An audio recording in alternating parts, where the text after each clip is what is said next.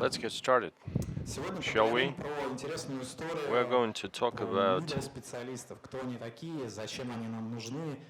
middle guys. I mean, how can you define them? Where should you redirect them?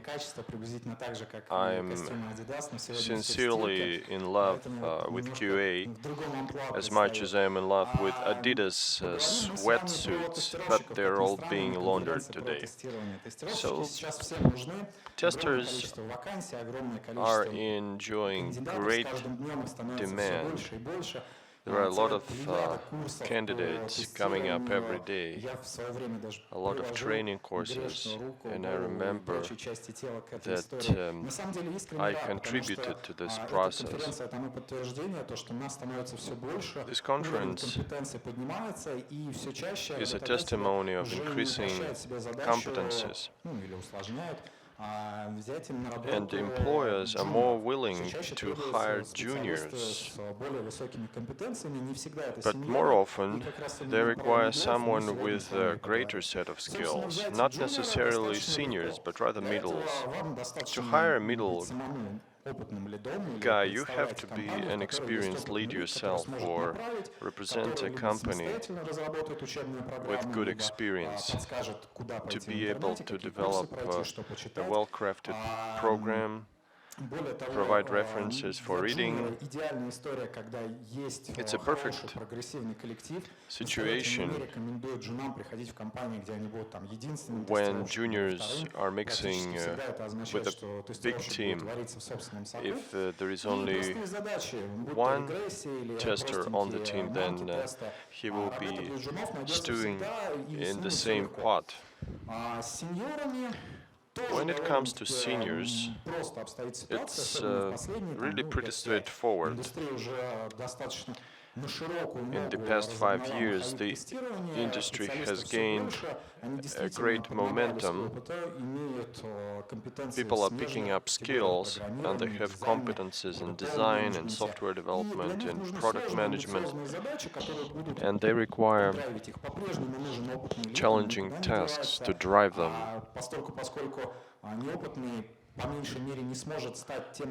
But an inexperienced specialist will not be able to lead the squad.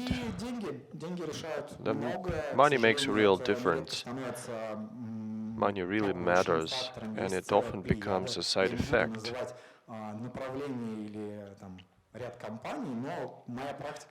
I'm not going to name any companies, but I know there is a whole practice where experts are loaded with money, and even though they are not seniors, they can continue to pretend that they are, even though they're middles. You need to have tasks that are fitting middle's purpose.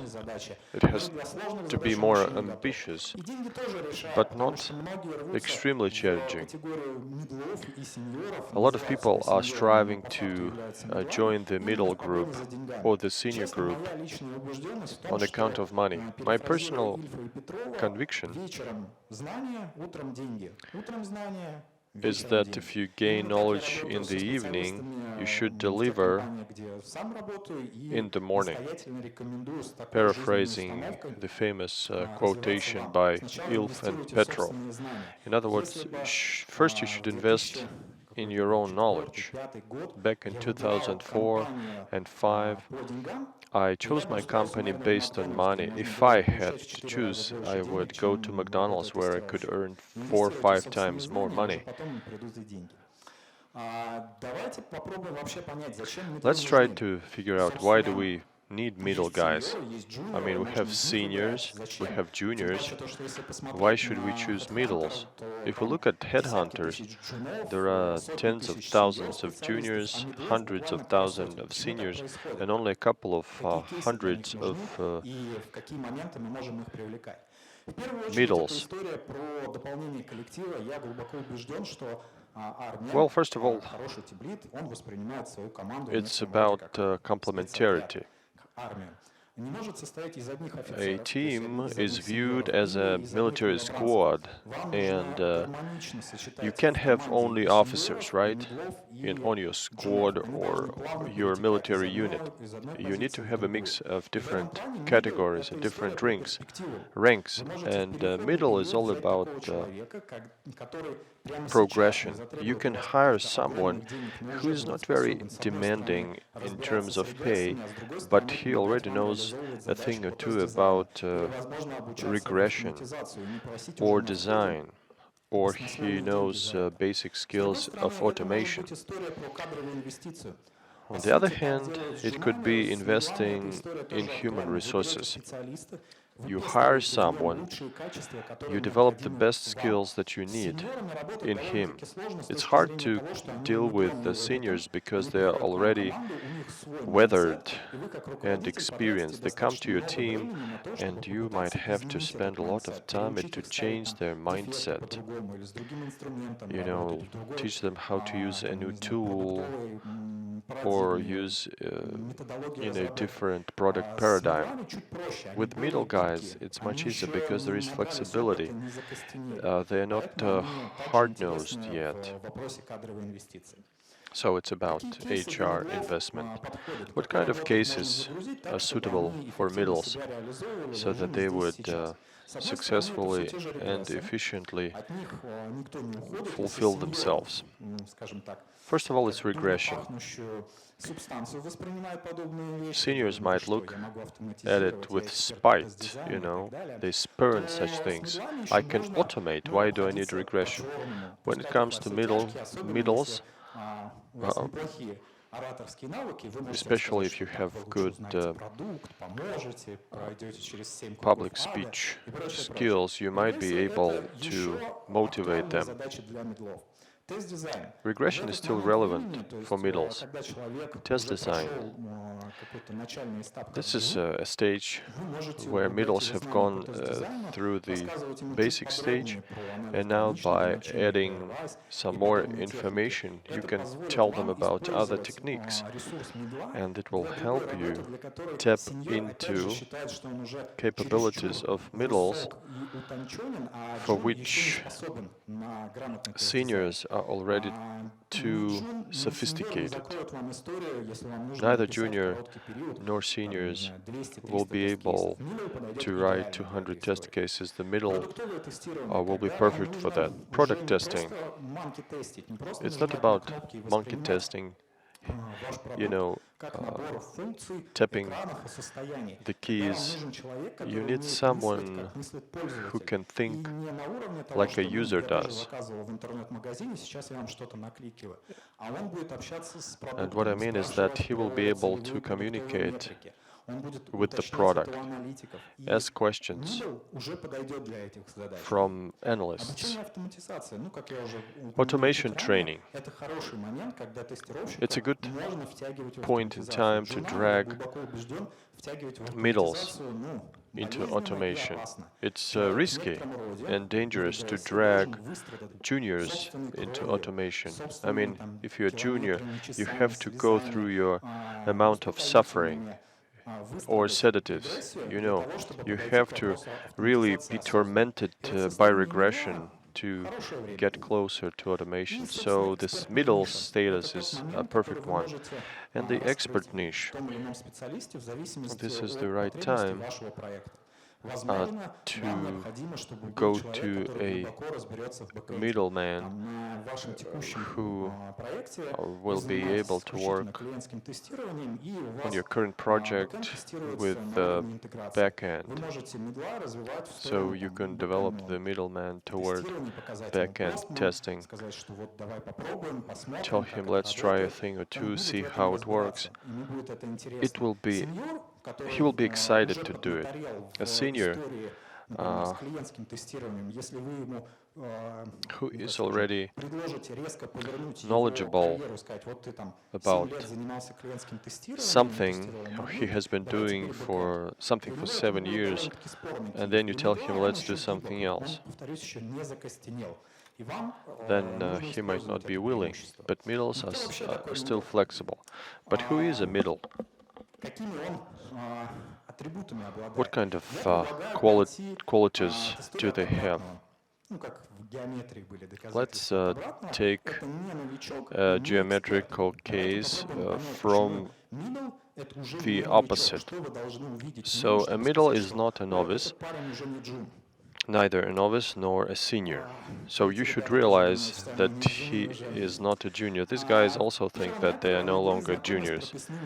First of all, you know the written truths, but half of them should either go to my courses or read a book by Siren to know how to write bug reports, you know, some hygienic things, has a real experience. A middle could have worked for 2 or 3 years at a company.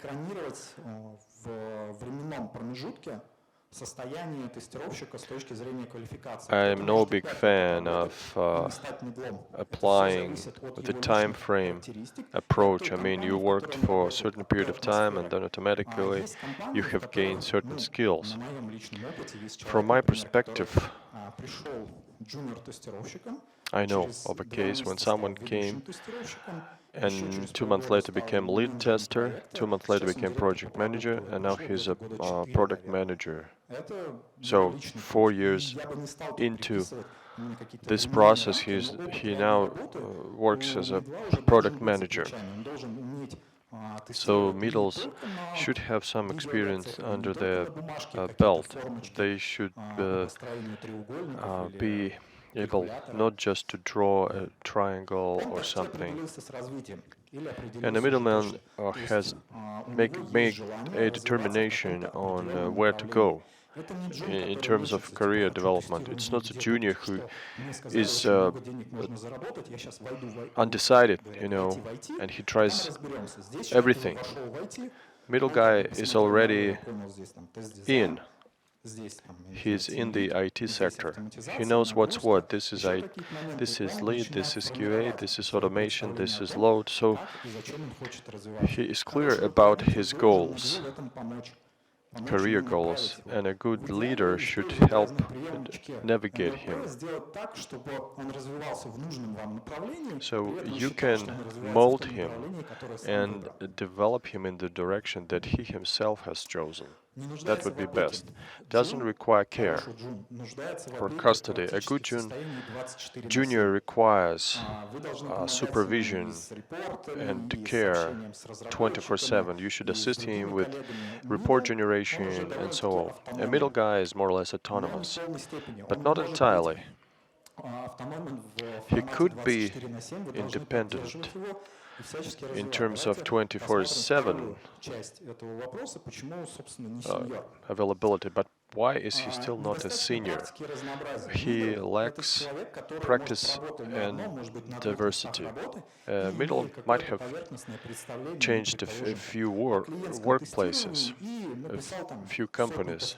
He may have written 100 test cases, but he doesn't know what field of specialty he wants to go into. It's not like I wrote so many auto tests, go to Jira to check them out. The middles don't have this kind of diversity.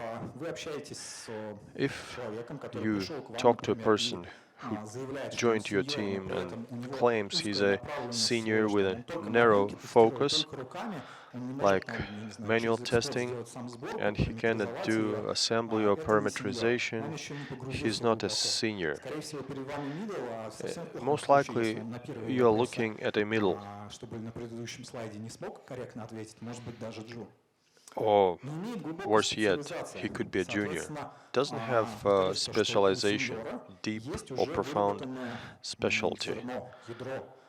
The senior has a core or a pivot around which he develops.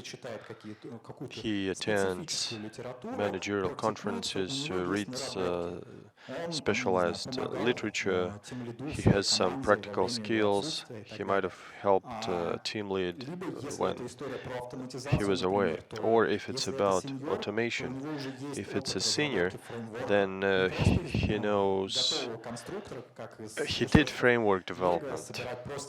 It's not like Lego, where you can construct simple tests with annotation. This is not a senior you're looking at if he has that kind of skills. He is not autonomous in his work. A senior is a killing machine who can work 24/7, isolated from management. That would be perfect. Because he don't want to be annoyed, and he doesn't need anyone or anybody for support. A middle is incapable of that. A middle needs to be pinged. He needs to be monitored. I mean, like not in an excessive way, but in a supportive way. Otherwise, a middle is like a primitive robot who'll hit a wall and will be trying to walk in one direction. You need to turn him around and navigate him in the right direction. You could add other reasons. If you look for someone who is not senior, and that individual flops or makes mistakes, or if you need someone who has negotiation skills, if there is no match, then he is not a senior, he is a middle. What makes a middle a middle? First of all, basic experience in one or two areas. It's more or less product specialization or technology specialization. Perhaps he used one track with two different products, but that's just front end. He requires focus and attention from managers, and he purposely wants to grow. So he is showing commitment. And also you can see him developing and growing in at least 1 or 2 years ahead. So with the right kind of approach, that individual should develop himself or work himself up to become a senior in a year or two. If you don't have that goal in mind, then you should really second guess yourself. I mean, why do you need a middle in the first place? You need a framework or a frame of coordinates. This is a QR code which I started filling out. It's available not only for viewing but also for leaving a comment. I would appreciate if you, as valiant representatives of QA community, would help contribute to this table in terms of competences that are intrinsic to one or another area or field. I mean, what kind of technical requirements are required for specific testing fields? So I want to kind of enrich my own knowledge and give you more detail about this during the next conference, because a pool of knowledge and competences required for modern expert is far beyond the ability to use the keyboard. You should always be able to measure these competences, and I use different practices to measure personal competences. The best way is quarterly sessions, which is linked to product objectives and business objectives and QA, and this verification shows you if a person is developing or growing. By determining the level of competence, you can choose one of two key strategies to develop strength or to reinforce weaknesses. I think we should develop strength, build them up. A person should better have a strong specialization than common knowledge about everything. So, if you're in charge of such things, try to figure out what the strengths are and try to multiply them.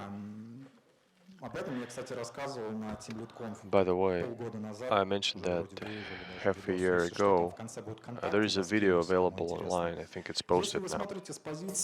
If you look at it from the angle as yourself, as an employee, and feel yourself as a middle level guy, you want to find your strengths, then ask yourself a question: what are you doing? More often than not, and whether you enjoy it or not. If you enjoy it and you want to keep on developing here, then it will become your strength. A wish enough is sufficient here. A long time ago I wanted to get an Adidas jumpsuit, and I spent my wage on this, and I realized that even what seemed to me impossible turned out to be possible. So keep on trucking. What a middle level can grow into. Middle level can grow into an expert. They can go deeper into test design. They can select a specialization within a company. I repeat, like a back-end, front-end, mobiles, web. This specialization will predetermine in the nearest future, within the horizon of 1 to 2 years, him as a senior specialist. At this level, I repeat, is not this level because this expertise is lacking. As such, he just felt 1 or 2 areas and still doesn't know how to train juniors.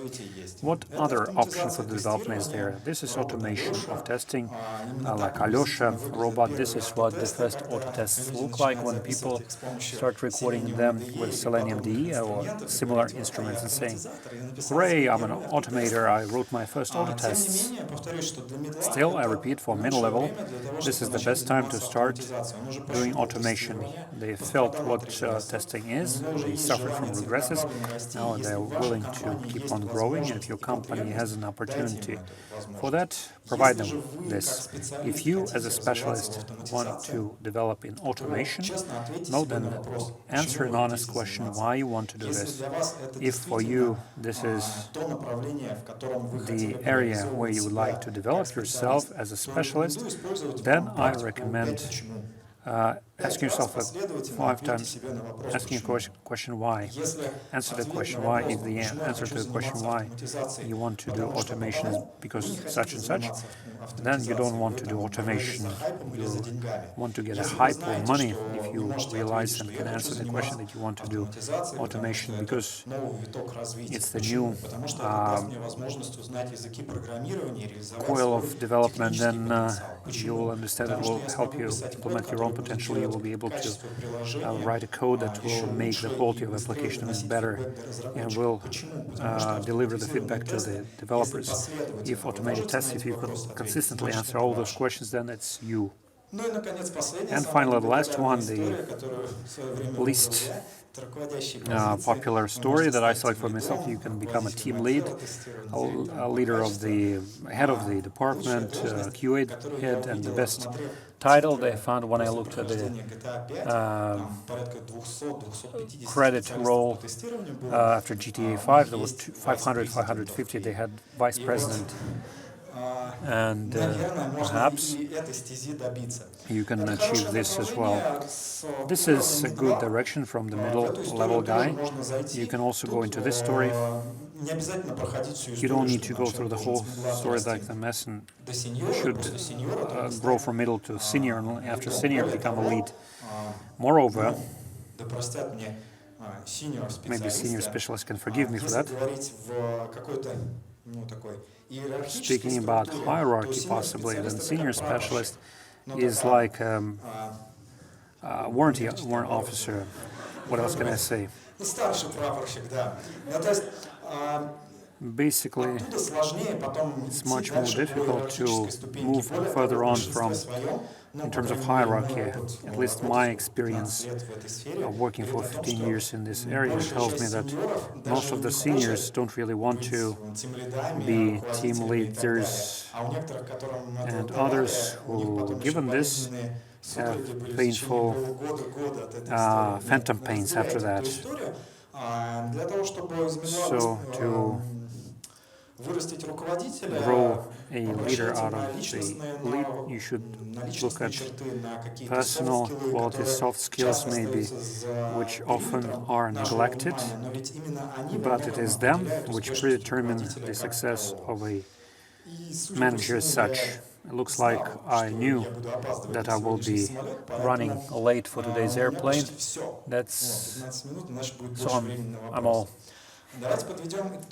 I'm done. Let's summarize. Middle is a superposition between junior and senior. So it's like there. It's like Schrödinger tester who at the same time is qualified and is underqualified. The good middle, I repeat, is a short-term middle. They cannot continue to be in this status forever, because middle for us is like a teenager, professionally speaking.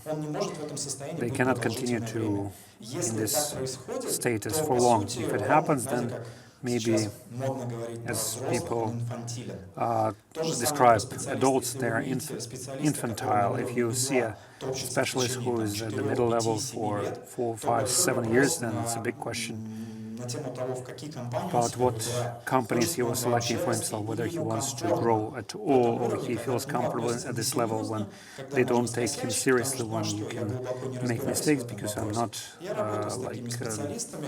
deep specialist here. I work with such specialists. They need a good kick in the ass for that, either for the development or they need to be kicked out of the company. Middle level should not be trained. They're not a junior. If you keep terrorizing middle level with your instructions, giving them sorts of stories that do, say, 100 times a regression on 1, 2, 3 steps, you won't give an opportunity to uncover their potential. Very soon, and they'll start complaining and want to migrate away from you, maybe best case scenario to another department, if not out of the company. So you need to find tasks for him which would be in line with your needs as a business and in line with his needs as a specialist who wants to develop, because he intends to develop. And at the end, one way or another, I managed to approach this in order to cultivate a senior out of middle level is still a challenging task which requires some competences from team lead and the company where this person works. With juniors, it's much simpler. You can take, there are many companies where they take 20 juniors and in 3 months' time they have only 10. They take them to the uninhabitable islands and they shoot them with cameras. This kind of filtering is possible, but it's hard to do with middle levels. Moreover, with middle levels it's more difficult because often they ape or mimic seniors. That's all I wanted to tell you. In 50 minutes I'll be having I'll have to board a plane, but I'll take some questions. Thank you very much.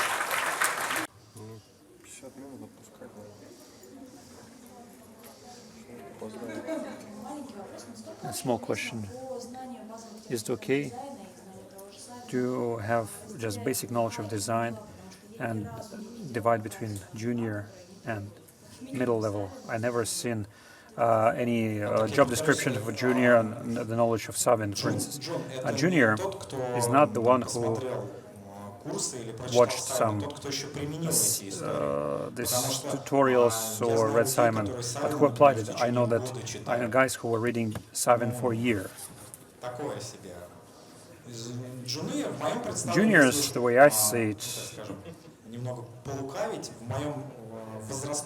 in my age comparison, this is a specialist who has worked in the industry for 2 years, on the average, of course.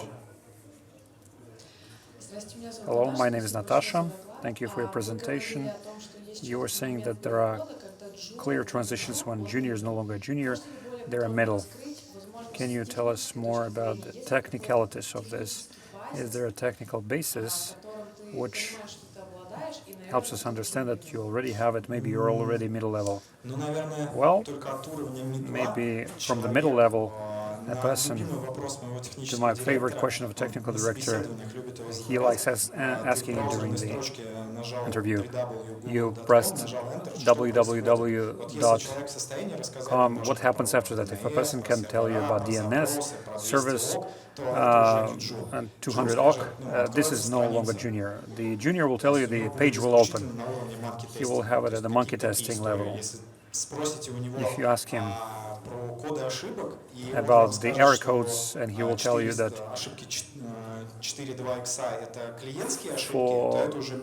for double X errors is a middle level. He knows that 404, 403, 403 when there are no writes, and 404 when there is no page.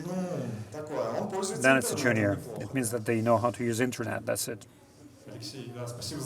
Thank you, Aleksey, for your presentation. My question: how efficient do you think, as a kick in the ass for middle level who wants to develop until senior, to send them separately or to trust them with a project? It would be inefficient. I repeat, it will be efficient only when you will keep an eye on him. If you give him full freedom for that, like when you say we have a new microservice and you are delegated to as a specialist to test this microservice, it would look like a story or legend how Alexander Pushkin was taught how to swim. When you drop him in the middle of the ocean and he swims to the bank. What did you mean then by the kick in the ass? How to make a middle level to grow up into a senior, to show him the horizons and prospects of this, to show him that if he continues to be in his current status, for instance, if he doesn't ask the question about what is happening at the server side and he will localize errors only at the level I pressed the button and everything broke down, then he will never have career prospects, nor wage prospects, nor opportunities for self-fulfillment. We need to show to him that there is Vasya, for instance, specialist on backend, who can tell you how backend testing works from inside out. There is Petya, who knows how client testing works. He will show you how Charlie works, how logs can be read, and so on. Give him, like Morpheus, give him the pills. I have the following question. Maybe it will be incorrect comparison, but what is better? A lead who grew from the middle level or a lead who grew up from the senior? These two cases. It's hard to compare. Any advantages or disadvantages here? Out of seniors, middle levels, if they're growing, but unwillingly, because the quite classic case scenario is when there is a senior specialist who went into automation and he's told, you're great, you know how to automate, we want to develop automation. Here's another middle level and junior, you're their team lead. This senior will hide in the corner and might feel really stressed out because of this appointment. You need to go into the story of how interesting it would be for them. And I believe the fact they might show the team leadership interest at the middleship level. You don't need to go through the senior specializations for that. But theoretically, senior has more technical skills. They're more technically prepared. Maybe it can help them in future in leadership, and maybe it will be an impediment for them because such a leader can force their decisions because they're prepared or used to working in this paradigm. They like monolith, and the whole life they've been writing monolith autotests. But a new promising middle level comes to him, Tim, who is writing testing, says, we have microservice tests, I'm going to do this. He said, no, do it the way I do it. He can kill an initiative like this. Because when we're talking about automation, for instance, I'm not a middle level, I'm a junior, which helps my guys. So Losha is sitting there, we used to work with him, he tells me, let's do it like this. Let's, because I understand nothing about this. You will do a great job. A senior can kill part of some of the initiatives. Thank you very much. Thank you for your presentation. According to my experience, people come to the interview about 35 years of age. They have different sorts of experience in the past. They occupy different positions and titles. It could be former seniors, leads, and directors, whoever. But you decide on their level as a clear-cut middle level, strong middle level. Often these people tell you about their families, they have children and everything. Everything is great, but my question, what motivates such people? Why they're still middle level and why they're prepared to continue being middle level at this level? And should we motivate them? Should we hire them in the first place? See, I also had such cases when I worked in the Research Institute. A guy approached me, he was 60, 65. He is the victim of the modern pension reform, I guess, and he asked me to hire him even as a junior. He told me about his family, his elder daughter is older than me. He told me about his previous projects, system of accounting of cartridges used in our army. And based on my communication, I scored him. I understand that he is not as high as middle level. I didn't hire him because in the current situation I didn't have a task for this category of people, for juniors either. I wanted hardcore seniors right here, right now. In future, maybe in 6 months' time, in a year's time, he might be ready enough for that. You need to have relevant tasks for these people. If there are no tasks like this, then it does make sense to hire these people in the same manner like if you have an outsourcing company which provides support in terms of testing for landing pages. You don't need hardcore senior specialists because they will be bored with that. You have a web studio which churns out these web pages, and you hire a senior specialist with 6 years of automation. Tell them, automate this. We don't need to automate, you need to push buttons here. Relevant tasks, relevant specialists. Hello, my name is Nastya. I'd like to ask, not a question, but rather ask for advice. I liked very much in your presentation that matrix of competencies. We have it as an idea now, and the thing is that horizontally you showed some skills, and vertically some positions like junior, middle level, senior. And each skill needs to be assessed as a competency by scores. Everything is great, it works very well when you can indeed assess it objectively. My question, how can you really assess this objectively, not to end up with the situation when one team Masha says, why my stress level is 3 and Petya from another team has 5 score for this.